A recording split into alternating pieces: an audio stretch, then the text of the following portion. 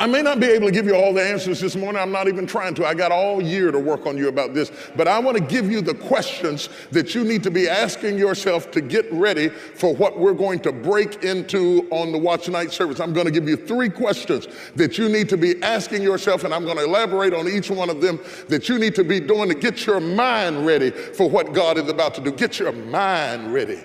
Get your mind ready for what God is about to do. I want to shake you and stir you up and get you away from being stuck in the rut of poor thinking and poor believing and poor low expectations about the future. That's just how he is. That's just how she is. It is the way it is. Just not expecting anything out of your life, because you're not going to live any better than you expect. You're not going to get any more than what you believe. And if you expect to spend the next 10 years arguing about the same things, you will. Somebody has to stop the madness and say, we have compassed about this mountain long enough.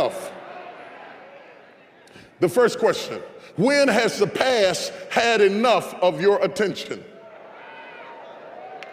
When has the past had enough of your attention? When has the past had enough of your attention? Whatever you're giving your attention to, you must understand, you are giving your energy to.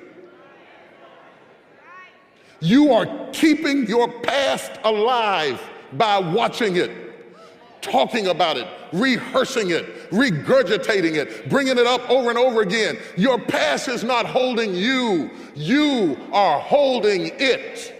Your past longs for you to let it go so that you can bury it and let it be at rest so that you can walk into abundance in your life. But you are trapped. You got a death grip on your past. See, for years I thought my past was holding me. I didn't realize that I was holding it. You hold it with your mouth. You hold it with your thoughts. You hold it by regurgitating it. You won't let it die. You won't let yourself get over it. Every time you feel yourself being nice to somebody who mistreated you, you say toughen up, because for you, toughening up is regurgitating that same old cancer that's making you sick. So you have to ask yourself the question, when has the past had enough of your attention? There's no need in you going into another year. You might as well stay over here in 2004. Just drop right where you are. If you're going to go into a new year, just rehearsing what happened last year. When has the past had enough of your attention? I used to have a dog, and I'd watch the dog get out in the yard. We were very modest people. Modest means Poe. And so I never saw a dog toy in my life. My dog didn't have a coat and nothing like that. Most of them didn't have a collar, just running around, just a dog. I don't know what kind of dog it was. It was, it was a nice dog. That's all you can say. It's just a nice dog. And so the dog didn't have any toys to play with, no little things that you bite and it squeaks and all that. So there the dog would get out in the yard and it would just start doing like this, just chasing his tail for hours. And I'd sit there and watch that dog. He would chase his tail and bark at it and holler at it like it was another dog. I don't know about his mental reasonings or anything like that. But it was amazing to see how engrossed this dog would be with chasing his tail around and around and again, and just having a great big relationship going around in a circle till it would finally just wear itself out and lay down out of breath. I wonder if you've been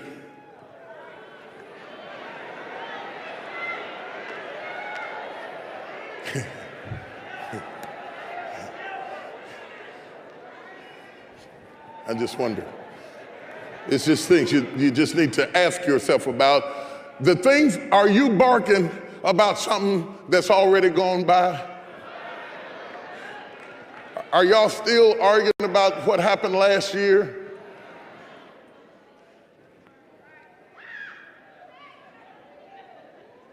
I want to give you a visual so the next time you start going at it, you can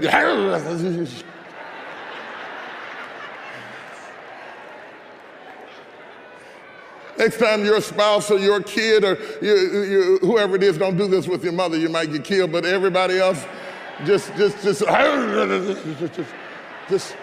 chasing the same things again. You'll never be productive like that.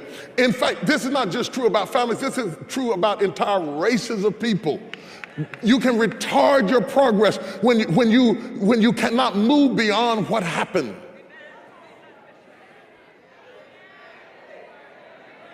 Everything just goes back to who hurt you.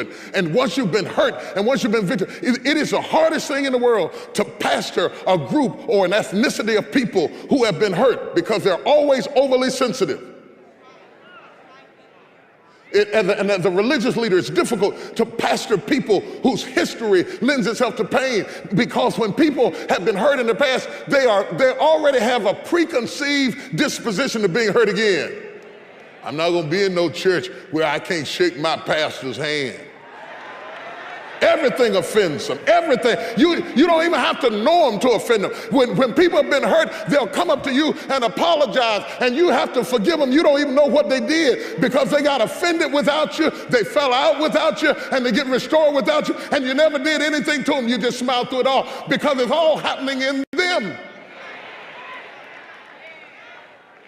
Everything offends you when you can't get over your past. And then what happens to a nation of people or a nationality of people is that they will choose leaders who reinforce their negative mentalities and use scare tactics to always remind you, and they keep bringing that curse back in your life. You know you cripple, you know you can't walk, you know you'll never be anything, you can't make it in this world, you know you're down and out, you know you're a minority. I don't need anybody who keeps leading me back 200 years ago to where I came from. I am tired of doing this. I need somebody who will take me to places I've never been and show me sights I have never seen. We need to demand more out of our leaders than the regurgitation of things that we're trying to throw up and eating them back down again. We need to go to another direction and move northward as a people, or we'll never be whole.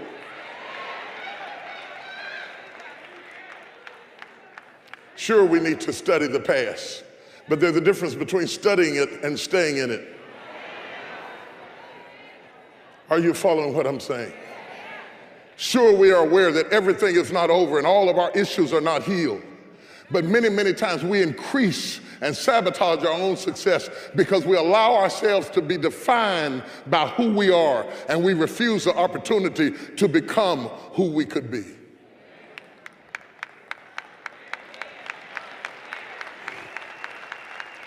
I know it's hard, but chew it till you can swallow it. A family is cursed to wander when it is led by a leader who will not be healed from past hurts and move on. It's a terrible thing when you as a family are led by somebody who is hurt by something they can't move on. They infect you with their hurt disposition. They infect you with their fears and their anger and their prejudice and their biases. It doesn't matter whether it's the dad or the mom, and sometimes people have both. When one of them has been hurt, they infect the kids with the same fear. Child, that's how men are. That's how your man was. There are millions of other people who are not like the experience you had. You had one experience or two, and now you have defined everything and polluted everybody. When you have a leader who is wounded, that's why the Bible says that the enemy knows this principle: smite the shepherd and scatter the sheep. The enemy doesn't have to attack the whole family. If he can attack whoever the leader is of that family and attack them by everything up under it, he doesn't have to hit that, because that leader will pollute everybody following him or her with their own pain and their own bitterness. So if you are a leader in your family, always understand you are on the hit list. And if the enemy can make you angry or bitter or frustrated, you will affect everybody connected to you, and you will affect them in a negative way while you think you are trying to help them, and never know that what you call help is killing them.